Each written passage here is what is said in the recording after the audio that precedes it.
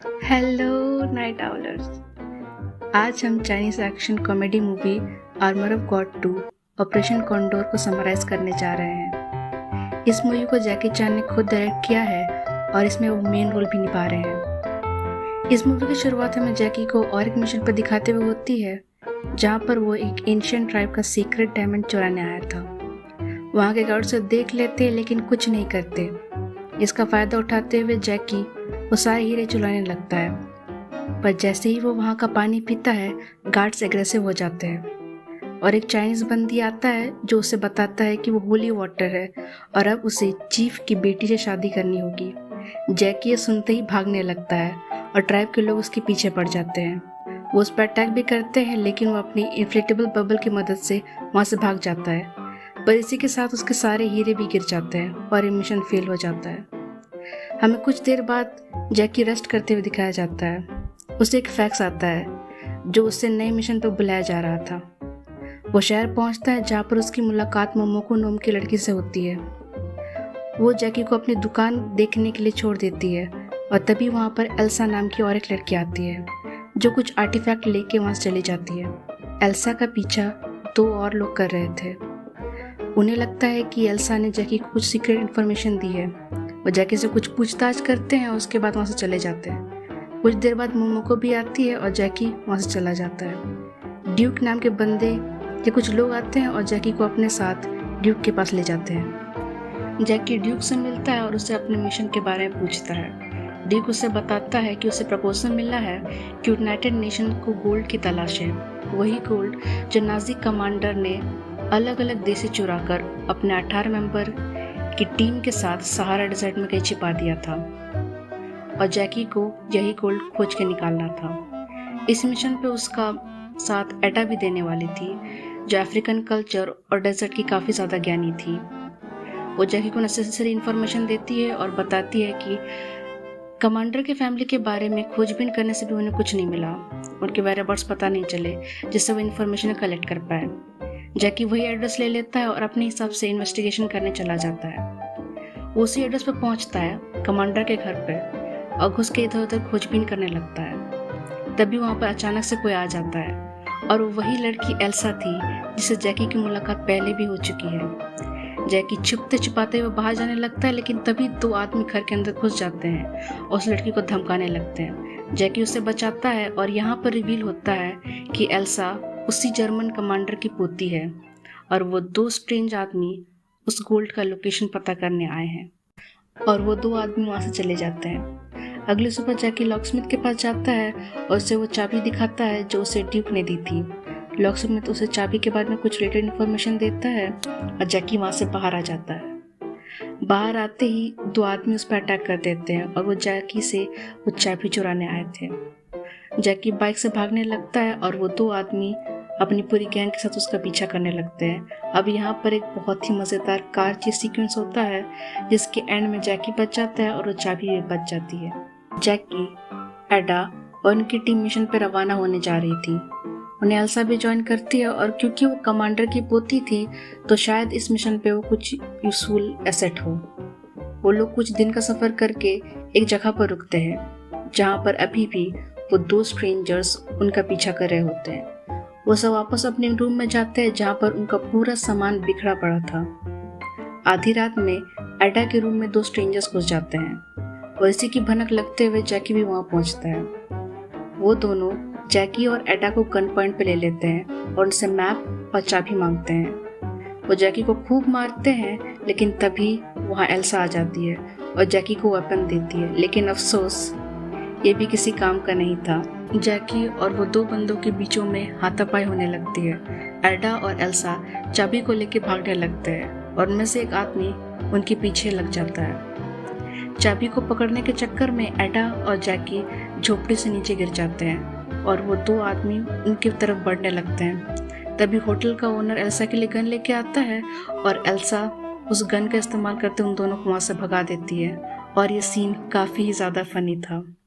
अगले सुबह वो लोग फिर उस गोल्ड के मिशन पर रवाना हो जाते हैं जहाँ पर उन्हें मोमोको मिलती है और वो भी इस मिशन पर उनको साथ देने वाली थी। तभी हम इधर देखते हैं कि होटल में एक मिस्टीरियस आदमी और उसका गैंग आता है। और वो उस होटल के ओनर से धमकी देकर उनकी लोकेशन निकलवाता है। रात को जब सब कैंप लगा के सो रहे होते हैं तभी उन पर कुछ लुटेरे अटैक कर देते हैं और एडा और एल्सा को अपने साथ लेके चले जाते हैं। जैकी और मोमोको उन्हें बचाने को जाते हैं और वो दोनों लुटेरों के कस्बे पर पहुंचते हैं जहां पर एल्सा और एडा का ऑक्शन चल रहा था। जैकी बेस बदल कर उन पर हाईएस्ट बिड लगाता है और उन्हें जीत लेता है, लेकिन इस अटेम्प्ट में पकड़ा जाता है। लुटेरे उन तीनों को मारने ही वाले थे कि इस समय पे मोमोको आती है और उनकी जान बचा लेती है। हम वापस कैंप साइट का सीन देखते हैं जहाँ पर मिस्टीरियस आदमी और उसके लोग पूरी टीम को जान से मार देते हैं। जैकी, एडा, मोमोको और एल्सा बच तो जाते हैं, लेकिन फिर वो दो स्ट्रेंज आदमी आकर उन्हें गन पॉइंट पे बंदी बना लेते हैं और गोल्ड की लोकेशन के बारे में पूछते हैं। वो सब मैप का पीछा करते हुए लोकेशन तक पहुंचते जाते हैं, लेकिन वहां पर उन्हें कोई गोल्ड नहीं मिलता। इसी मौके का फायदा उठाते हुए जैकी उनसे वो गन छीन लेता है और उन्हें फिर वहां से भगा देता है। जैकी और सारी लड़कियां वापस कैंप साइट पर पहुंचती हैं, जहां पर वो देखते हैं कि सब मर चुके थे। वो सब लोगों को रिस्पेक्टफुली दफना देते हैं। मोमोको एल्सा के ग्रैंडफादर की कुछ तस्वीरें देख रही होती हैं। वो एक तस्वीर देख के बताती है कि जिस मूर्ति के सामने उसके ग्रैंडफादर ने फोटो खिंचवाई थी वो उस लोकेशन को जानती है और शायद ये वही लोकेशन है जहाँ पर गोल्ड छिपाया गया है। अगली सुबह जैकी, एडा और एल्सा वहाँ पहुँचते हैं और इधर उधर खोजबीन करने लगते हैं। उन्हें लोकेशन तो नहीं मिलता, लेकिन कुछ खूंखार लोग जरूर मिल जाते हैं जो उन तीनों पर हमला बोल देते हैं और उनके काफी सारे साथी भी आ जाते हैं जो उन पर तीर भारे लेके हमला कर देते हैं। एडा का पैर किसी गड्ढे में जा फंसता है और उसे बचाने के चक्कर में जैकी और एल्सा भी उस गड्ढे में गिर जाते हैं, लेकिन ये वही नाजी आर्मी बेस था जिनकी तलाश में थी। उधर मोमोको को मिस्टीरियस मैन और उसके आदमी पकड़ लेते हैं। वापस बेस पर उन्हें एल्सा के ग्रैंडफादर की स्केलेटन मिल गया था और स्केलेटन के पास से एक डायरी। उस डायरी को पढ़ के पता चलता है कि कमांडर को मिशन कंप्लीट करने के बाद ये ऑर्डर मिला था कि वो अपने 18 सोल्जर्स के साथ जहर खा के सुसाइड कर ले। लेकिन हैरानी की बात ये थी कि जैकी और एडा के चेक करने के बाद वहाँ सिर्फ 17 सोल्जर्स के स्केलेटन मिले थे और तभी वहाँ पर मिस्टीरियस मैन और उसके आदमी आ जाते हैं और यहाँ पर रिवील होता है कि वो मिस्टीरियस आदमी एडोल्फ है और वही 18वां सोल्जर है जो भाग गया था। वो लोग जैकी और उन लड़कियों को पकड़ने लगते हैं, लेकिन वहाँ से भाग जाते हैं और यहाँ पर जैकी और लड़के किसी तरह अपनी जान बचाते हैं और ये एक्शन सीक्वेंस काफ़ी ज़्यादा फनी था और यहाँ पर हमें क्लासिक जैकी चैन ह्यूमर भी देखने को मिलता है। लेकिन एंड में वो चारों पकड़े जाते हैं और उन सबको हॉस्टेज बना लिया जाता है। वो लोग उस डोर तक पहुँचते हैं जिसके पीछे सपोजिटली सारा का सारा गोल्ड था। एडोल्फ के 2 आदमी उस डोर को खोलने जाते हैं, लेकिन गलत पासवर्ड गेस करने के कारण उन दोनों की मौत हो जाती है। अब उस डोर को खोलने की जिम्मेदारी जैकी और वो 3 लड़कियों की थी। अपने क्लूज को सही अनुमान लगाते हुए वो सही पासवर्ड गेस करते हैं और वो डोर खुल जाता है और उन्हें वो सारा का सारा गोल्ड मिल जाता है। पर अब एडोल्फ और उसके आदमी उसी से बगावत करने लगते हैं और उसे मारने की धमकी भी देते हैं। एडोल्फ तभी एक स्विच दबाता है जिसकी वजह से सारे डोर बंद हो जाते हैं। जैकी का पीछा करते हुए वो 2 आदमी एक रूम पे पहुंचते हैं जहां पर शायद एरोप्लेन टेस्ट किया जाता होगा।